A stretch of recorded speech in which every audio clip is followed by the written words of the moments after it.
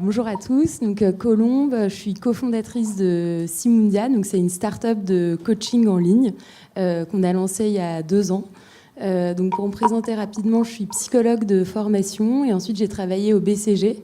Et je me suis rendu compte au BCG, malgré le recrutement très sélectif, que ce qui faisait la différence, c'était vraiment les soft skills.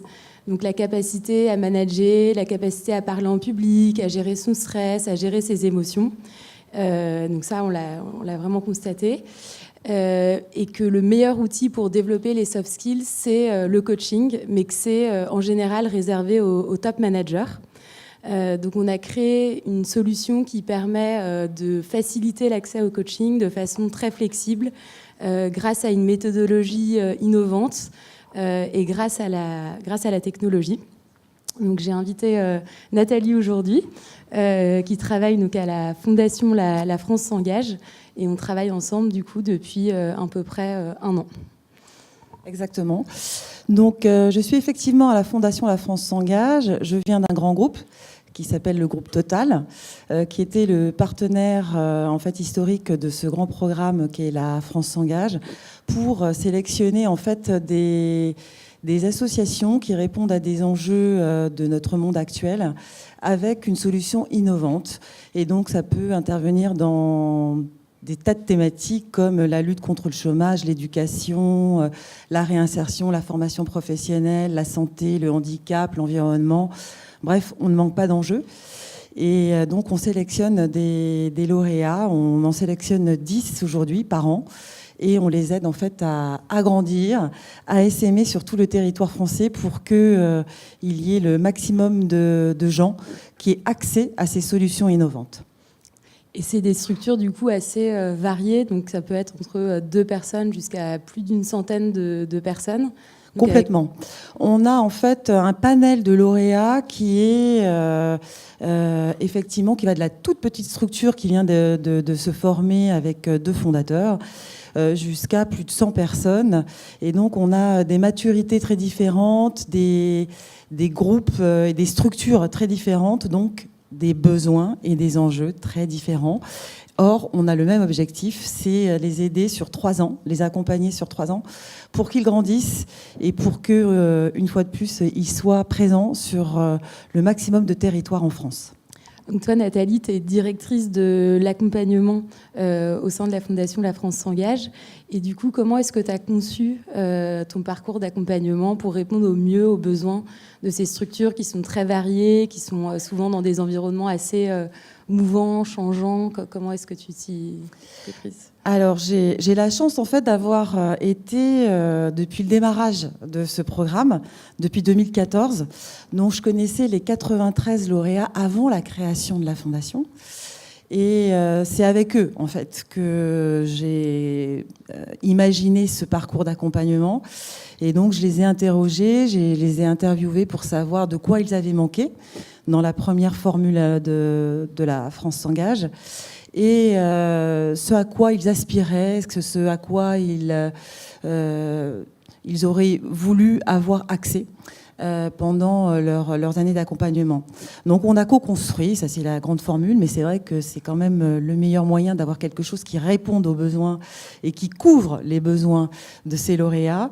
Et donc ça a été assez facile dans la première partie des hard skills, puisqu'ils m'ont dit qu'effectivement ils avaient besoin de juridique, qu'ils avaient besoin de digital. Donc là, ça a été la partie la plus évidente et la plus facile. Et le coaching, en fait, est arrivé dans un second temps. Et là, c'était la question comment faire face à des besoins individuels, mais pour répondre aussi à des enjeux de structure. Mais exactement comme dans les grands groupes, en fait. C'est comment faire en sorte qu'il y ait le développement du potentiel de chacun et que cela serve aussi au collectif. Et donc, eh bien, vous êtes arrivés. Donc on vous a rencontré et on a été complètement séduit par la formule que vous proposiez, parce que ces associations, bien souvent, la première chose en fait qu'elles vous disent, c'est on n'a pas le temps. On n'a pas le temps, on manque de temps, donc on ne peut pas se déplacer, on peut pas. C'est très difficile d'avoir des créneaux horaires. Et donc, le fait d'avoir quelque chose qui ne soit pas en présentiel, mais qui soit donc via une plateforme, qu'on puisse se voir en vidéoconférence et qu'on puisse vraiment être maître de ces créneaux horaires, ça a été vraiment un plus. Et c'est d'ailleurs la raison pour laquelle je pense que ça marche aussi bien. C'est vrai qu'on a essayé de créer un produit très flexible qui, contrairement à des solutions d'accompagnement plutôt longues en présentiel, collectives, donc vont être un peu préformatées, c'est de répondre à la demande de la personne au bon moment. Donc, dès que quelqu'un a une situation de stress, une évaluation annuelle, par exemple, qu'elle doit préparer, un conflit dans son équipe, qu'elle puisse tout de suite aller donc, sur Simundia et pouvoir, en moins de 48 heures, être mis en relation avec le meilleur coach expert par rapport à son besoin, de façon donc, très réactive. Et ensuite, de pouvoir, un peu comme sur Doctolib, donc, prendre rendez-vous dans l'agenda de son coach et faire en 3 séances d'1 heure un coaching sur une thématique spécifique. Donc ça, c'est vrai que c'est quelque chose qui répondait bien aux enjeux de structures comme les tiennes, qui sont multisites, qui sont en forte croissance, donc avec des personnes qui ont des prises de poste, prises de responsabilité, qui du coup doivent rapidement monter en compétences. Vous avez aussi des enjeux d'équilibre, parfois vie pro, vie perso, comme c'est des personnes qui sont passionnées par leur métier et qui travaillent dans des associations aussi passionnantes. Oui, tout à fait. Alors ça, c'est vraiment un gros problème parce qu'effectivement, généralement, quand les gens créent des associations de ce type-là, c'est d'abord déjà des gens qui sont touchés par le sujet. Et donc, ils donnent non pas 100%, pas 200%, mais 300% de leur temps dans leur association. Et ils demandent tout autant aussi aux gens qu'ils embauchent. Donc, savoir effectivement mettre un équilibre là-dedans, et ben c'est pas facile, hein, et c'est pas facile non plus d'en prendre conscience seul ou avec son entourage, et d'avoir un expert externe, c'est vraiment un apport non négligeable. Mais de toute façon, on le voit au résultat. On a lancé ce service-là. Alors certes, en ayant interrogé les lauréats, en leur demandant si ils auraient l'utilité, mais je vais être tout à fait honnête, j'étais assez sceptique. Donc je me suis dit, on le lance, mais pas sûr que ça marche. Et en fait, les résultats ont été bien plus... été au-delà de nos espérances. Aujourd'hui, il y a 75% des lauréats qui l'utilisent. Et alors, deuxième point, là où j'étais très, très sceptique, je pensais que c'était les femmes qui allaient l'utiliser et pas les hommes. J'ai gros biais, mais c'est comme ça, je vous l'avoue en tout cas. Et en fait, non, pas du tout. C'est vraiment partagé. Hommes et femmes l'utilisent de façon tout à fait équivalente. Donc, c'est un besoin, ça répond réellement un besoin, et c'est pour la gestion de stress, c'est pour comment je vais adapter ma posture dans ce changement d'équipe où je vais avoir de nouvelles responsabilités. C'est la gestion de mes priorisations, la gestion de conflits. Donc vraiment, il y a eu la diversité aussi des thématiques que vous êtes capable de traiter répond là aussi au panel des besoins de nos lauréats. Et toi, du coup, pour suivre ta population de lauréats,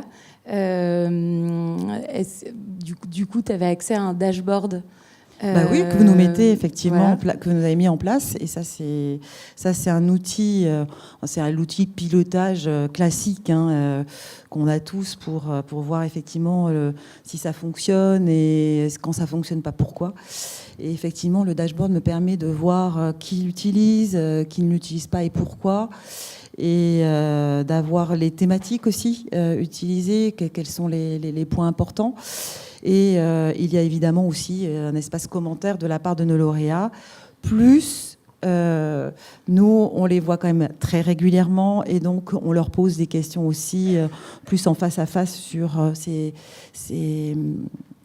ces outils, ces services qu'on leur met à disposition. Et donc là aussi, on a des retours tout à fait positifs de chacun. Et le point négatif, c'est on a droit seulement à 3 séances. Est-ce qu'on ne pourrait pas en avoir droit à plus? Donc voilà, c'est sur le bon chemin.